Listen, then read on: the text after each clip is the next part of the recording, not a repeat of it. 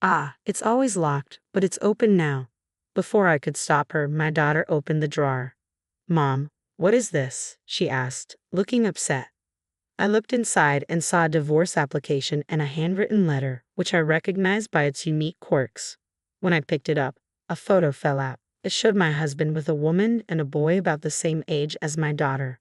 On the back of the photo, along with a date, it read, "With my beloved." Seeing this, I immediately understood. Mom, does this mean Dad is cheating? My daughter asked. Let's take this opportunity to clear things up once and for all, I said, smiling at her. I then gave her instructions to tidy up. That day, we submitted the divorce application to the city court. After sorting everything out, we decided to leave our home. I am Anna. I live with my husband and our daughter, a family of 3. I met my husband Ethan when I was 28 years old. I was working as an office clerk, and he was in sales. We started talking through work, and since we both enjoyed drinking, we began going out for drinks more often. We grew closer, and after he confessed his feelings to me, we dated for 2 years before getting married. Things were going well for us. However, even a year after our marriage, we were not blessed with children. I wonder if not having kids is because of the alcohol, I complained to my husband. We both enjoyed drinking, so we had a habit of drinking before bed every night. He showed a complicated expression and said, I wonder, but drinking during pregnancy is not good, so let's quit once. I'll quit with you. Thank you, I replied. I'm worried because of my age. I'll go to the hospital too if necessary. I'll come with you, my husband said. My mother keeps nagging me to show her grandchildren. He laughed, and I laughed back, but my feelings were complicated. My mother-in-law isn't a bad person, but she is very eager for grandchildren. Anna, aren't you over 30? It gets harder to get pregnant after 30, you know. I'm worried, she would say. Ethan is an only child. The other day, Mrs. Morrison next door was flaunting her grandchild's photo. It's so annoying. Before we got married, she would make such comments and sigh deeply. Because of my mother-in-law, I started worrying about not being able to have children. She would call me without telling my husband, pressing for grandchildren. I thought it wasn't uncommon to be a first-time mother after 30 these days. However, being strongly pressured by my mother-in-law, I started to feel rushed. So I talked to my husband and we started infertility treatments. My husband was supportive, willing to undergo fertility tests with me. Since neither of us had any issues, we thought we would have a child soon. However, despite the accumulating treatment costs, I couldn't get pregnant. Gradually, my husband began to vent his frustration. Why can't you get pregnant? There's no problem, right? Just get it over with. You're taking off work to go to the hospital too much. Think about me working at the same place. What can I do? I want a baby soon too. It's hard for me to ask for time off. It's not just about you. Then quit your job. Stress isn't good, right? We can get by on my earnings alone, he said, clearly at his limit. Just quit tomorrow. Missing one clerk won't cause any trouble, and the gap will be filled quickly. Wait, just like that, all of a sudden. Let's do that. I'm going to bed now since it's early tomorrow. Good night. Saying this, my husband forcefully ended the conversation. Under his pressure, I quit my job. My dream of being an independent woman was cut short there. But I did want children, so I told myself it was fine to return to work after having a child. For now, I tried to stay positive and focus on trying to conceive. However, my hopes were gradually crushed. Hey, since you're not working, at least take care of the house properly. We don't even have kids. I'm sorry, the hospital was so crowded today, I could have come back earlier. And microwave pasta? Are you kidding me? Even when you were working, you managed to cook something decent. I'm sorry, I was just too tired. Sigh, I'm the one who's tired from working from morning till evening, and this is what I come back to? Forget it, I'll eat out today. Gradually, my husband became harsher towards me. It felt like verbal abuse, but since I had quit my job and was being supported by him, and with no results from our fertility efforts, I couldn't say anything. I spent my days walking on eggshells around my husband, who constantly complained about the housework. This behavior didn't change even in front of his mother, who, instead of reprimanding him, joined him in pressuring me for grandchildren. The stress was worse than when I was working. However, my wish was granted a year later when I became pregnant. It was unexplained infertility, but I was so glad I didn't give up. On the day I found out about my pregnancy, I decided to buy flowers on my way back from the clinic.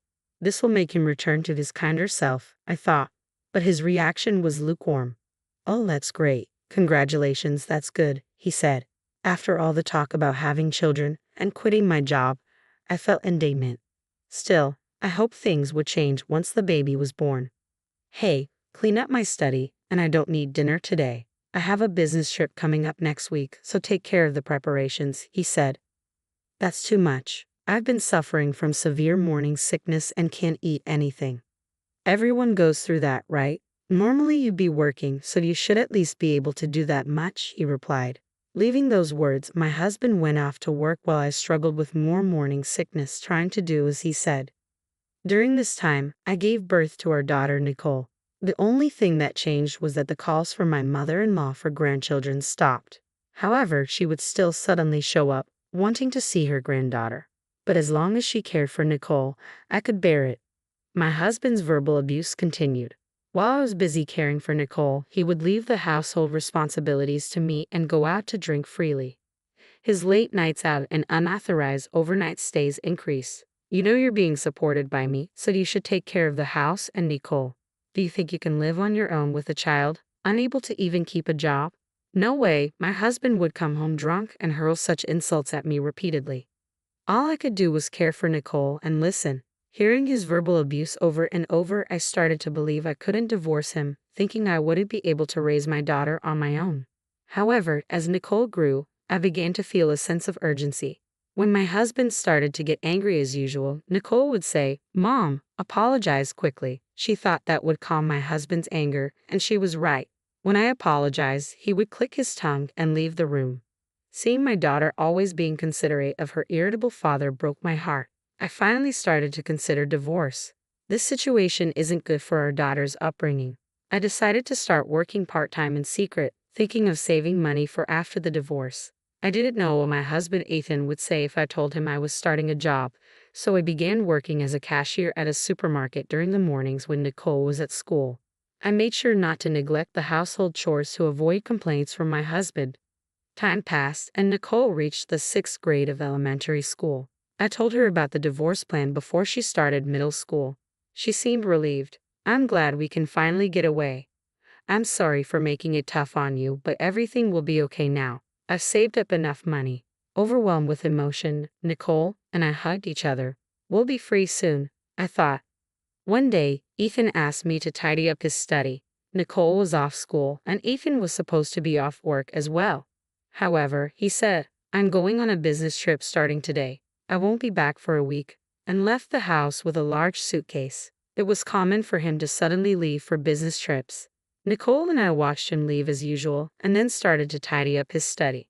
"Why doesn't Dad clean up his room? It's too messy," Nicole said. "Really? He's made me do it for so long he probably can't do it himself anymore," I replied. "The worst, but we're getting divorced, right? We can get away. Just a bit more patience," Nicole said, picking up her father's clothes with a determined gesture. As I began tidying the desk and its surrounding papers, I noticed something unusual. The desk drawer, usually locked, was open. "Oh," I said. Nicole came over to see what was up. "Ah, it's usually locked, but it's open. Oh, just wait a moment." Before I could stop her, Nicole opened the drawer. "Mom, what is this?" She became visibly disturbed. I looked in as well and saw a divorce application with a handwritten letter, clearly my husband's handwriting with its unique quirks. When I picked it up, a photo slipped out. "Dad, and who is this?" Nicole asked. The photo showed Ethan with a woman and a boy about the same age as Nicole. On the back of the photo, along with a date, it read, "With my beloved." Realizing the implication, I quickly understood. Nicole, possibly grasping the situation, looked up at me anxiously. "Mom, does this mean Dad is cheating?" "It seems so, but this might actually be for the best." "What?" Nicole asked. "Let's take this chance to clean the slate completely." I smiled at Nicole and gave her instructions to tidy up. After finishing the cleanup, we decided to leave our home, packing only the essentials and arranging for a moving company to handle the rest. We moved into a short-stay apartment while searching for a permanent place to live. That day, we submitted the divorce application to the city court. From that day on, Ethan felt like an ex-husband to me. I considered hiring a detective agency, but wanting to save money for the future, I decided to look for evidence of the affair myself. My ex-husband underestimated me as I found evidence quickly. A simple search of his name brought up his social media, documenting trips and daily life, but not with me as the partner. There were also many videos and photos left on his computer, perhaps to save space on his phone. It was undeniable proof of the affair. Based on this, I sought legal advice. Then, on the day my ex-husband was supposed to return from his business trip, I received a call. "Hello? What the hell is this?" he shouted. "What do you mean? There's nothing left in the house. What did you do?" "You told me to tidy up." "So I did what you asked. I tidied up," I said. "Stop joking and come back." "Where are you?" Ethan demanded. "I won't be returning. I'm divorcing you," I replied. "What? Why?" he asked, incredulous. "You have the nerve to ask. Cheating and starting another family, and you don't know why." "How did you find out?" he stammered. "You've been pretending to be on business trips. I've seen everything on your social media and computer. I even found out about the other home you have. All thanks to her parents, right?" "How?" Ethan was clearly shocked to learn how much I knew. "You were careless. You didn't think I would do something like this, did you? You'll struggle without me. How will you manage financially? A woman like you can't survive on her own," he sneered. "Maybe, but it's better than staying with an abusive husband like you. I'll be taking compensation and child support from you. Please communicate through my lawyer from now on. Goodbye." I hung up. My ex-husband tried calling several times, but I blocked him. Even my mother-in-law reached out. A good wife forgives her husband's affairs. Don't make such a fuss and come back home. Forgive an affair and abuse? With a son about my daughter's age? I can't do that. I won't be in contact with you or let you see my daughter. That's ridiculous. Even if you divorce, she's still my granddaughter. You can't take her away. This is also what my daughter wants. She suffered because of her father and doesn't want to see you either. That's absurd. Goodbye. I continued to block calls from her, feeling relieved to be rid of unnecessary burdens. I found a modest apartment for our next home and moved her belongings there. Despite using a significant portion of my funds, I felt relieved about starting anew. After moving, I initiated claims for compensation against my ex-husband, initially resistant when I mentioned returning to my previous job, which was also his workplace. He quickly signed the documents. "Please don't do that. It'll ruin my reputation," he pleaded. My previous workplace was also my ex-husband's. He must have realized it was only a matter of time before it became known. He signed out of self-preservation, agreeing to a lump sum payment. Then, through the lawyer, the mistress requested to meet. It seems she's quite remorseful and wants to apologize in person. Persuaded by the lawyer's words, I agreed to meet. I chose a cafe as the meeting place. The woman who appeared was well-dressed and beautiful. "Nice to meet you. My name is Tracy Brown. I sincerely apologize for the trouble I've caused," she said.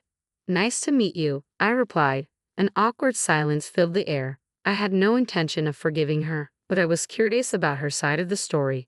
She began to speak slowly, revealing that she initially thought he was single.